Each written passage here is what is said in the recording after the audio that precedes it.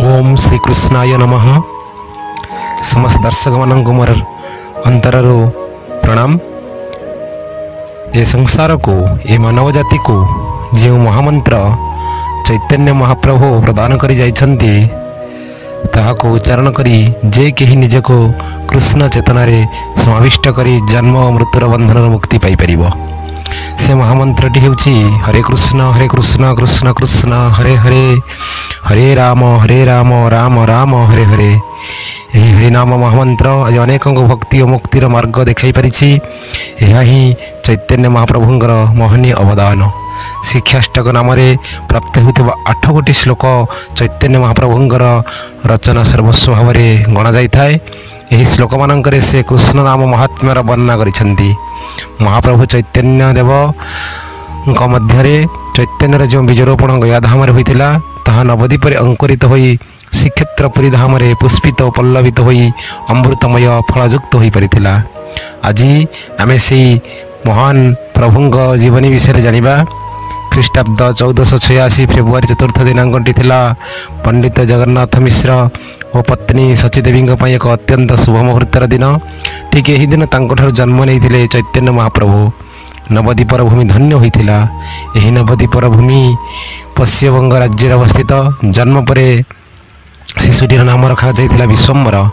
से थिले सचीदेवींकर 10म गर्भर संतान। सचीदेवींकर 9म गर्भर जात नहीं विश्वरूप जे कि चैतन्य महाप्रभुंकर बड़ भाई।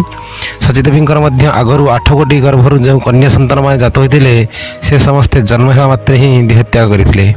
से 10म गर्भर विश्वम्बर को से निमाय बोली डाकुले। यही नामटी अन्य समस्त अपशक्तिर प्रभाव रक्षा करियो बोली सचीदेवींकर विश्वास थिला। पिलाटी देखिए अत्यंत गौरवर्ण और सुढल होइथिबारु साही भाई रे समस्ते तांको गौरव बोली डाकुले। ए शिशुटीर आउ एक विलक्षण थिला। से पिलाटी बेले खूब जोरे कांदिबा को आरंभ करथिले। तेबे तांको कांद को बंद करिवा काहरी साध्य नथिला। केवल जदि केही तांको हरि हरि बोली कहूला तेबे से चट करी कांद बंद कर देउथिले। एथिबे पिलाटी दिनु तांको गौर हरि बोली मध्ये समस्ते डाकुथिले। पिलाटी दिनु पढ़ापढ़ी रे एपरी मजिगले जे तांकर पिता जगन्नाथ मिश्र तांको पढ़ारू विरत होगापी प्रवर्ताइबाक लगिले। कारण तांको मन रे भय उपजिथिला जे बोधहुए अत्यधिक पढ़ारे मजिगले निमाई मध्य तांकर ज्येष्ठ पुत्र विश्वरूप परी गृहत्याग करी पलाई जाई पारे। एहीपरि पढ़िबार सुजोग न पाई दिनकु दिन तांकर दुष्टामी मध्य बढ़िबाक लगिला। माँ बाबा पचारिबारो निमाई कहिले मते पढ़िबाकु दियो, मु सब दुष्टामी छाड़ी देबी। यदि पढ़िबाकु न देबो ताहेले आहुरी अधिक दुष्टामी करि चलिबी।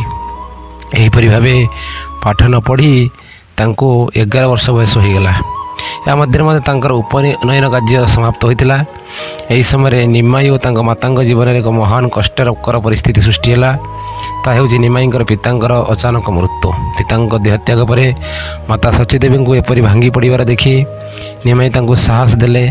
शेष में मातांक अनुमति नहीं पुनर्बार अध्ययन करने लगिले। तांकर बुद्धिमत्ता एते प्रखर थिला जे से खूब कम समय अनेक विद्या अधिकारी हो पारिथिले एवं बड़ बड़ विद्वान मानक मध्य बुद्धिमत्ता द्वारा हराई से मध्य निजको सुप्रतिष्ठित कराई पारिथिले। से वासुदेव सार्वभौम ठारू न्यायशास्त्र अध्ययन करथिले। निमाईंकर न्याय ज्ञान अधिक थिला एक कथा समस्त को जଣା थिला। सेही समय पंडित रघुनाथ जे कि सर्वश्रेष्ठ न्याय ग्रंथ दधितिर रचयिता निमाईंक प्रति आकृष्ट होइथिले। से निमाईंकर पांडित्य तांको जति आश्चर्य करुथिला सेति मध्य भय उपजाउथिला। पंडित रघुनाथ निजको न्यायशास्त्र सर्वश्रेष्ठ विद्वान भाव प्रतिष्ठित करि पारि सारिथिले एवं तांकर एकमात्र अभिलाष थिला जे से ही ए पृथ्वी रे सर्वश्रेष्ठ न्यायशास्त्री। निमाईंकर स्मरण मात्रे तांकर सर्वश्रेष्ठ विद्वान हेबार आशा क्षीण हेबार लागुथिला। एही समय पंडित रघुनाथ शुणा पाइले जे निमाई एक न्याय ग्रंथ प्रणयन करुछंती। एक कथा जानिबा परे से अत्यंत दुर्बल हो पड़े। से मन मन भाविले यदि कौन सी प्रकार से निमाई रचना करुथिबा ग्रंथटी को देखिबार सुजोग पाती ते प्रकृत में निमाईंकर ग्रंथटी केते गांभीर्य परिपूर्ण ताहा बुझा जाई परिबो। किंतु प्रकृत में कौन निमाई तार देखाइबा को राजी हेबे ये नहीं अनेक प्रश्न रघुनाथ मध्य उदय होते भी से एकदा निमाई को रचना देखाइबा को अनुरोध कले। निमाई किंतु खुशी रे यह देखाइबाकू राजी होईगले। नदी पार हेउतिबा समय निमाई तांकर रचित ग्रंथटी रघुनाथ को शुणाइबाकू लागिले। यह शुणु शुणु रघुनाथ कांदिबाकू लागिले। निमाई तांको यार कारण पचारते से कहले, भाई निमाई, ये दुनिया रे सर्वश्रेष्ठ न्याय विद्वान हेबार आशा नहीं दधिति नामक एक ग्रंथ मु प्रणयन करी, किंतु तुमर यही ग्रंथ मो ग्रंथ ठार अनेक गुणर उच्च कोटीर। तुम ठार यही ग्रंथ क्रियंदक्ष शुणा पर मोर समस्त आशा आज विफल होउछि। तेणु आखिर लुह गड़वा छड़ा मो पाखे आउ कि अन्य नहीं। पंडित रघुनाथंकर मुहर एपरी कथा शुणी दया और करुणार परिपूर्ण हृदय निमाई तांक निज रचित ग्रंथटी को गंगा जल में भसाई दे कहले, हे पंडित महोदय, न्याय हेउछि एक शुष्क विषय। आहरी मध्य आपणक भली मोर श्रेष्ठ हेबार कौनसी अभिलाष नहीं। तेणु मु आज न्याय नहीं कौन चर्चा मध्य करी ना। आपण निश्चिंत रुहतु। एतिक बेलू नौका कूल पहुँची सारी निमाई रघुनाथ को प्रणाम करी तांको विदाय नेले। सबुदिन निमाई न्याय ग्रंथटी गंगा नदी में विलीन होगला। रघुनाथ रचित दधिति ही सर्वश्रेष्ठ न्याय ग्रंथ भाव में सर्वत्र आदृत है।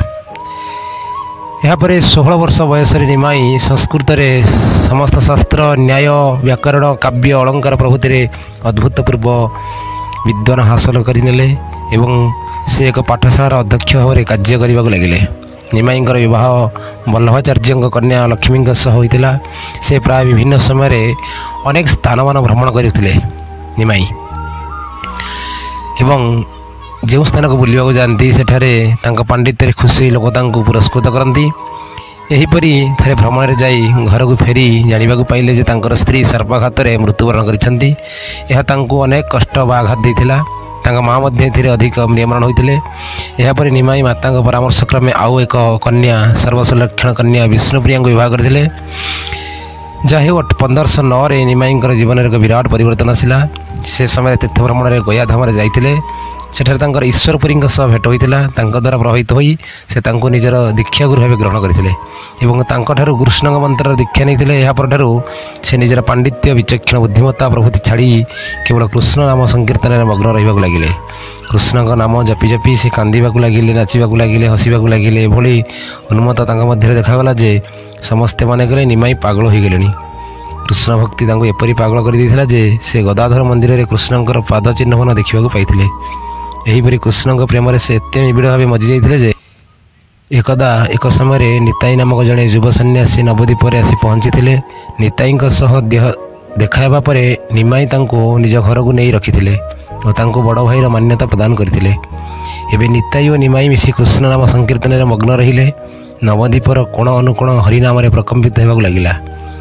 निमाई कथबार्ता, चालीचलन प्रभृति एपरी प्रेम भक्ति प्रस्फुटित होगा लगिला जे तांकर संस्पर्श आसुता प्रत्येक व्यक्ति मध्य से प्रेम भक्ति संचरी जाउथला। एहीपरि भाव अनेक दिन बीतीगला निमाई सन्यास ग्रहण करने को इच्छा प्रकाश कले। 24 वर्ष बयस से निजर माता और पत्नी को बुझाई स्वामी केशवा भारती सन्यास दीक्षा ग्रहण कर गृहत्याग कले। यापर समस्ते दीक्षा नाम कृष्ण चैतन्य नाम जानवाक लगिले। समयक्रमे कृष्ण चैतन्य ठारू से चैतन्य महाप्रभु नाम सर्वत्र परिचित होगले।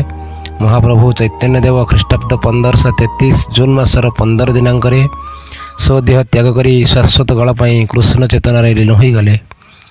भिडियोटी भल लगे लाइक, शेयर, सब्सक्राइब करने को भूलिए नहीं। जय जगन्नाथ।